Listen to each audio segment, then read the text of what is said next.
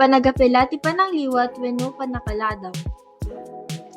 Oy, umay ka ka DJ Prom? Saan? Adulaon ni absence ko. Sa anak makaumay.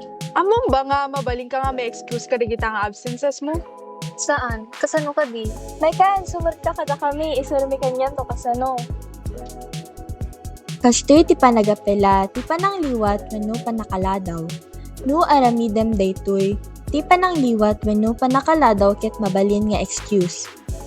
Napateg daytoy gaputan no addaan ka iti nasurok alim mga an-excuse a panangliwat ti maysa a quarter saan ka nga mabalin ang makipaset kadagiti aktibidad akas dagiti clubs, sports, ken daddu mapay nga aktibidad iti pagadalan. Kalpasan iti maikalimangan excuse nga panangliwat mo saan kamet makaramid iti anyaman na makeup work iso nga maapektaran na dagiti gradom. Dagiti panagliwat nga maigapu iti panagsakit ket maibilang nga excuse no adda surat mo nga aggapu ken ni doktor. Umuna nga addang.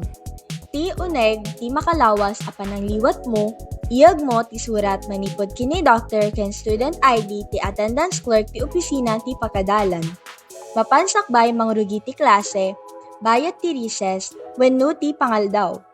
Ti clerk iti mga update ti panagserek mo ti Infinite Campus. May kadwa nga addang. Alaen iti form ti panagapela ti panagliwat manipod iti attendance clerk. Ited mo kadagiti manursurong. Agpirma ti abay iti may tuptup a klase samon to idulin iti form aduyaw. No ti panangliwat mo ket para ti ponpon, panagbiyahe ti pamilya, petsa ti korte, emergency wenno no nasurok a makalawas iti napalabas manipod iti panangliwat mo, sika wenno ti agay-awan ken ka ket masapol a mga ramid iti surat ken ni assistant principal mo a mangilawlawag no anya ti gapuna.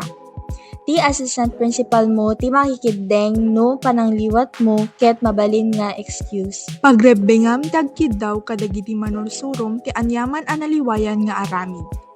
Ti panagserek iti pagadalan ket nasken ken napateg iti tunggal aldaw iti panagskwela.